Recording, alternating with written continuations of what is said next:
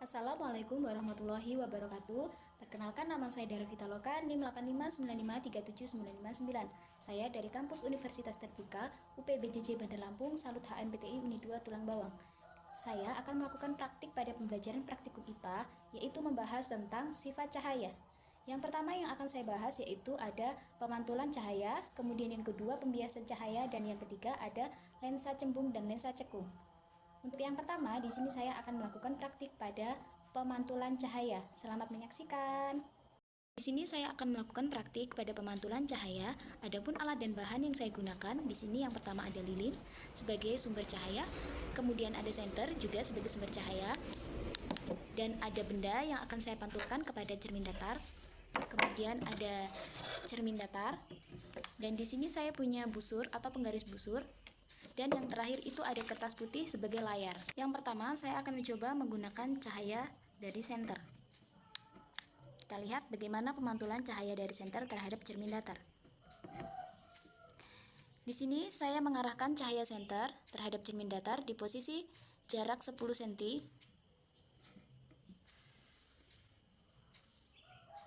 Oke, di posisi jarak 10 cm ini arah cahayanya tegak lurus dan dia pantulannya melebar, namun sedikit maya atau tidak begitu jelas. Kemudian saya dekatkan senter atau cahaya senter pada jarak 5 cm terhadap cermin datar.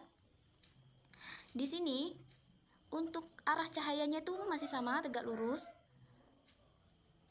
Namun cahaya di sini terlihat sangat jelas.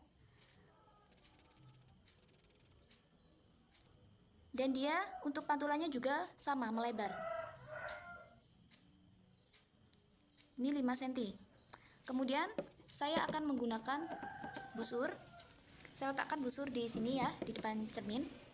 Kemudian saya akan mengarahkan senter pada sudut 30 derajat. Sudut 30 derajat. Di sini terlihat arah cahayanya itu masih tegak lurus dan pemantulannya juga membesar atau besar ya, pemantulan cahayanya. Kemudian di sudut 90 masih sama, tegak lurus. Dan berikutnya di sini saya menggunakan benda. Kita lihat apakah ada perubahan ketika saya menaruhkan benda ini di depan cermin datar.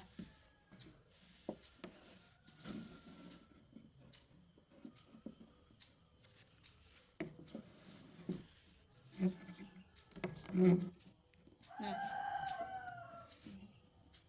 oke.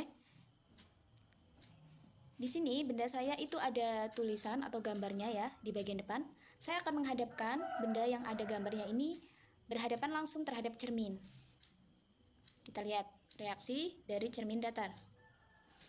Nah, ternyata reaksi dari cermin datar terhadap benda yang saya pantulkan itu masih sama, atau bisa dikatakan pantulan bentuk benda itu masih sama, di mana gambar yang ada di benda saya ini bayangannya berhadapan ketika saya letakkan di depan cermin datar. Dan untuk bentuk dari benda itu juga masih sama, tidak ada yang mengalami perbedaan atau perubahan terhadap pemantulan cermin datar. Kemudian saya akan mencoba menggunakan cahaya dari lilin.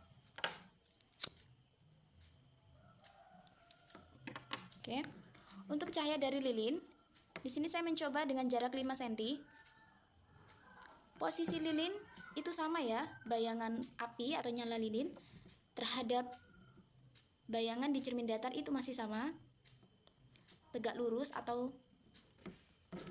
tegak, jarak 10 cm. Bayangan dari lilin juga masih sama,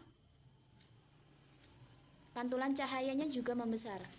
Jadi kesimpulan untuk praktik ini yaitu bahwa pemantulan ataupun bayangan dari cermin datar yaitu maya, tegak lurus, dan sama besar. Saya ucapkan terima kasih, sampai bertemu kembali. Di sini saya akan melakukan praktik pada sifat cahaya dengan fokus pembahasan percobaan pembiasan pada cahaya. Di sini alat dan bahan yang saya gunakan, yang pertama ada pulpen atau pena, kemudian yang kedua ada air, dan yang ketiga ada gelas bening atau transparan. Di sini saya akan melakukan cara dengan memasukkan pena ke dalam gelas yang berisikan air, dan kita lihat bagaimana bentuk pena di dalam gelas yang berisikan air. Sekarang saya akan mengamati. Sini ya. Ketika pena saya masukkan ke dalam air, di sini terlihat bentuk dari pena sudah tidak simetris, atau pena itu seperti patah-patah. Ya, patah-patah. Jadi dia itu tidak simetris antara pena bagian atas, bagian tengah, dan bagian bawah. Yang di dalam air atau di dalam gelas, penanya itu terlihat lebih besar daripada bagian pena yang ada di atas ini. Bagian pena tengah hingga ke bawah itu terlihat besar jika di dalam gelas. Sedangkan di bagian yang atas ini itu terlihat kecil. Nih, terlihat perbedaannya. Bentuk pena jadi seperti patah-patah. Selamat siang, kami di sini akan mempraktikkan tentang lensa. Ada dua lensa, yaitu lensa cembung dan lensa cekung. Kita sudah mempersiapkan alat yang dibutuhkan. Yang pertama adalah lensa cekung dan lensa cembung. Kemudian di sini ada layar. Kita menggunakan sensor HP ya. Kita akan buktikan. Pertama-tama, jarak antara sumber cahaya kita tentukan. Kemudian kita dekatkan terlebih dahulu, jaraknya sekitar 5 cm dari layar. Nah, kita lihat bayangannya sedikit kecil. Coba kita kalau kita tarik jaraknya lebih diperpanjang sekitar 10 cm. Maka titik bayangannya pun semakin besar, tetapi dia terlihat lebih blur, maya, ya, tidak terlihat jelas ya bayangannya dari bayangan lensanya. Nah, coba kita dekatkan lagi sekitar 5 cm. Titik bayangannya semakin kecil, tetapi jelas. Tapi semakin jauh, maka titik bayangannya akan semakin tidak jelas. Nah, kemudian kita lanjutkan dengan lensa cembung.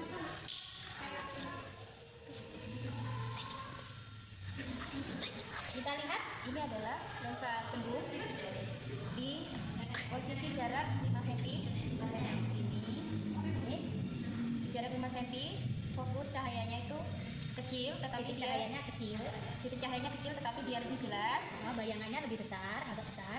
Oke, kemudian kita coba dekatkan sekitar 10 cm dari layar.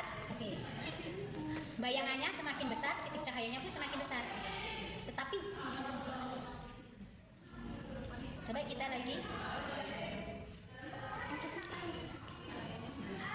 Kita lihat titik cahayanya semakin jauh, titik cahayanya semakin besar, tetapi semakin dekat titik cahayanya semakin kecil, tetapi jelas. Beda dengan cermin cekung tadi. Kita lihat cermin cekung tadi.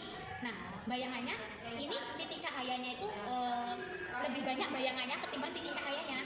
Nah, semakin melebar, tetapi bayangannya itu semakin melebar juga, tapi tidak jelas. Ini lensanya cekung, tadi lensa cembung. Bisa dilihat perbedaannya. Tuh, itu lensa cembung. Ya, itu tadi percobaan kita tentang lensa cekung dan lensa cembung. Terima kasih. Itulah tadi hasil praktik yang dapat saya sampaikan mengenai sifat cahaya, yaitu ada pemantulan cahaya, pembiasan cahaya, dan lensa cembung dan lensa cekung. Saya akhiri, wassalamualaikum warahmatullahi wabarakatuh. Terima kasih.